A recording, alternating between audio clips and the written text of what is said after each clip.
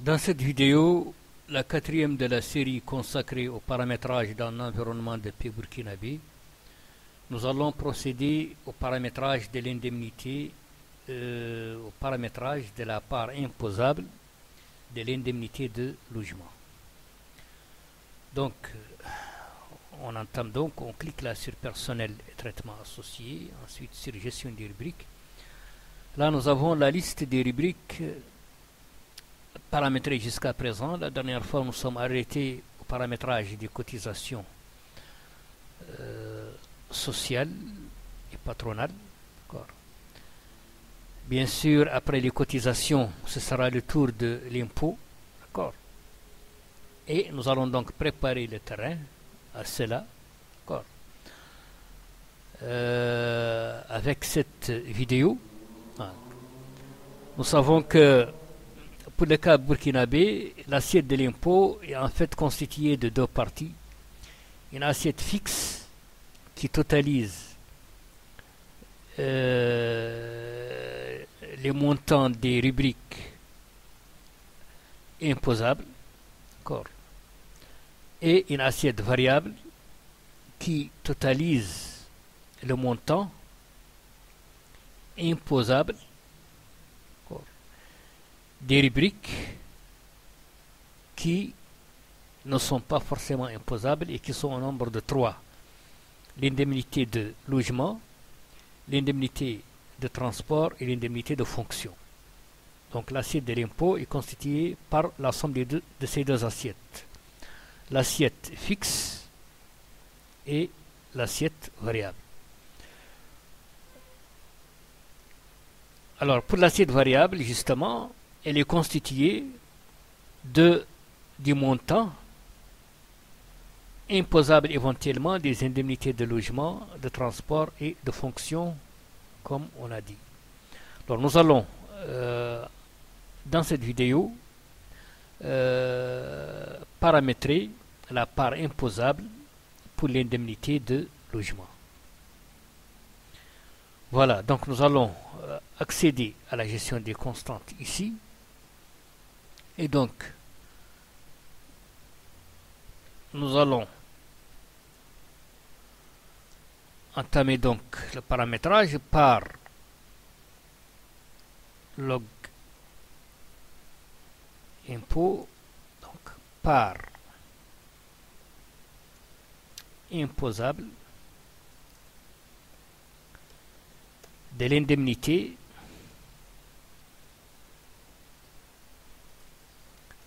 de logement. Alors, comment est déterminée cette part imposable de l'indemnité de logement? Pour cela, nous allons voir le texte législatif qui explique cela. Nous avons ici la loi numéro 051/2019 AN portant loi des finances pour l'exécution du budget de l'État exercice 2020. Alors, l'article 15 maintenant. L'article 15. Alors, pour compter du 1er janvier 2020, le premier de l'article 106 de la loi numéro 058/2017 AN du 20 décembre 2017 portant Code général des impôts est modifié et rédigé ainsi qu'il suit. Article 106 nouveau. Ne sont pas soumis à l'impôt, premièrement, dans les limites ci-dessous, les indemnités de logement, de fonction et de transport. Donc dans les limites ci-dessous. 20% du salaire brut sans excéder 75 000 francs CFA par mois pour l'indemnité de logement. C'est ce qui nous intéresse pour le moment. Donc, on s'intéresse à l'indemnité de logement. Donc, ne sont pas soumis à l'impôt 20% du salaire brut sans excéder 75 000. Nous avons ici deux conditions. 20% du salaire brut et un montant de 75 000 à considérer éventuellement. Donc, cet article, nous allons donc le copier et le coller ici, au niveau des observations. D'accord. Voilà. Pour donc justifier le paramétrage que nous allons effectuer. Donc la part imposable de l'indemnité de logement va être une constante de type condition. Et sa formule maintenant, eh bien,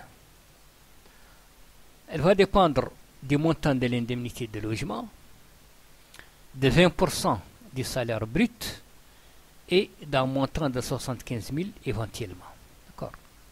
Alors, nous allons d'abord créer une constante qui récupère le montant de l'indemnité de logement, qu'on va appeler donc end log, donc, montant indemnité de logement, qui est une constante de type rubrique.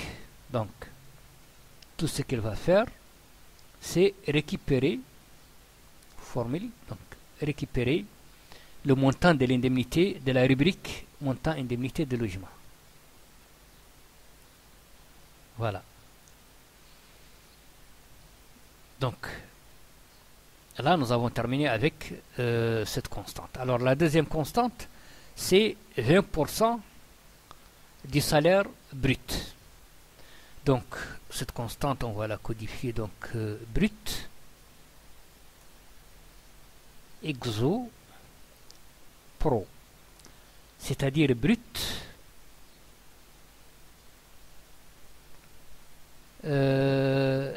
exonéré brut exonéré probablement, éventuellement. D'accord.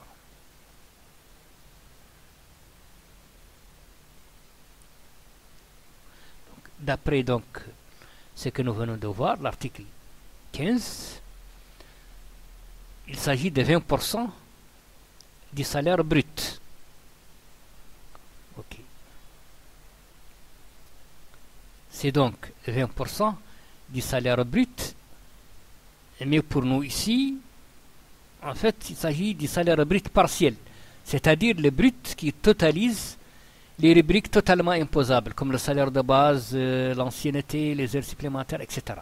D'accord. Donc c'est 20% de ce brut-là qui sont considérés dans notre cas. Alors 20% c'est 0,2.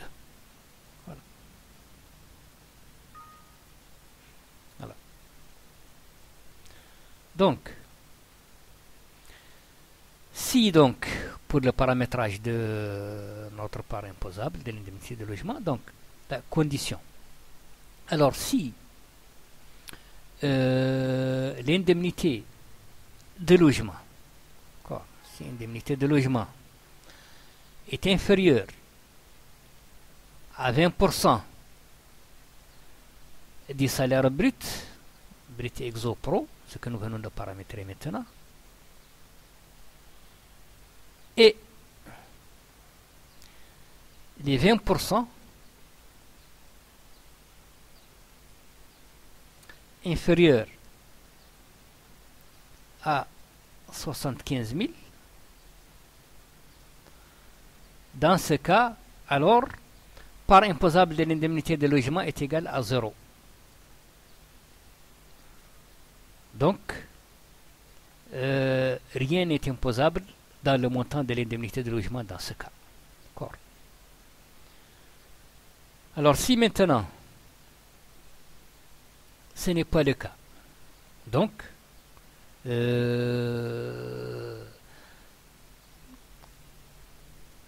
l'indemnité de logement supérieure ou égale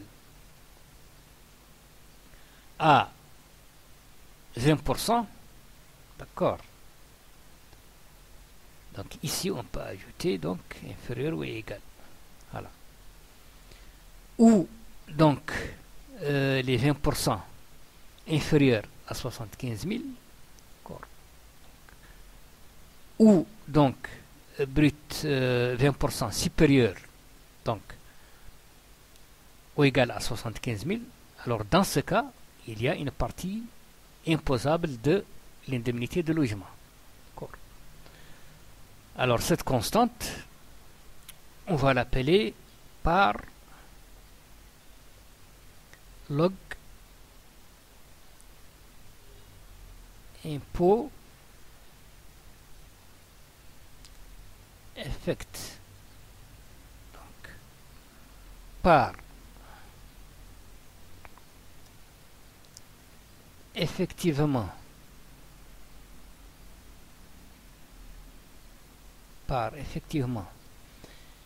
imposable, par effectivement imposable de l'indemnité de logement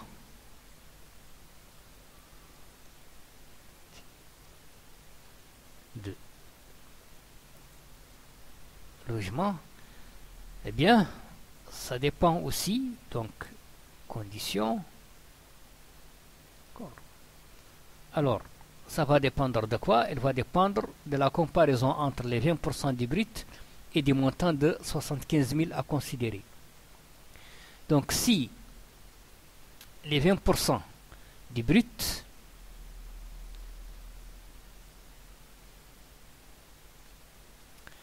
est inférieur à 75 000, dans ce cas, la part imposable de l'indemnité de logement va être égale à l'indemnité de logement moins ces 20%. D'accord? Donc, on va appeler ça donc par log impôt inf. Donc, par imposable indemnité de logement cas où donc où 20% brut est inférieur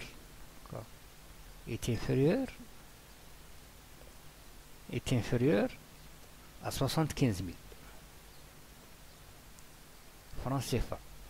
Donc, dans ce cas, nous avons la part imposable qui est égale au montant de l'indemnité de logement, donc log, moins ces 20%. Moins donc brut exo pro. Voilà. Et 20%, n'est-ce pas? Voilà. Ok. D'accord. Bien. Donc si donc 20% du brut est inférieur à 75 000, alors dans ce cas, part effectivement imposable est égale à la part qu'on vient de paramétrer maintenant. D'accord. C'est-à-dire par log impôt par imposable indemnité de logement cas où 20% du brut est inférieur à 75 000. D'accord. Sinon, c'est l'inverse. C'est-à-dire par log impôt sup, c'est-à-dire par imposable indemnité de logement cas où 20% brut supérieur à 75 000.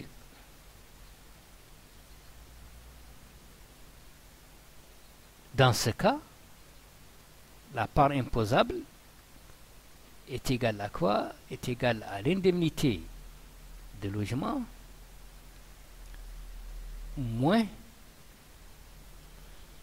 le montant de 75 000. le montant de 75 000. Voilà. Donc, sinon, si 20% supérieur à 75 000, donc dans ce cas, la part imposable, c'est l'indemnité de logement moins 75 000, c'est-à-dire la constante qu'on vient de paramétrer maintenant. C'est tout. Donc voilà. Donc, ici, donc, si montant indemnité de logement est inférieur ou égal à 20% des bruts et 20% des bruts inférieur à 75 000, alors dans ce cas, la part imposable est égale à 0. Sinon, eh bien, c'est par log impôt par effectivement imposable qu'on vient de voir maintenant. Voilà ces formules. Et on valide.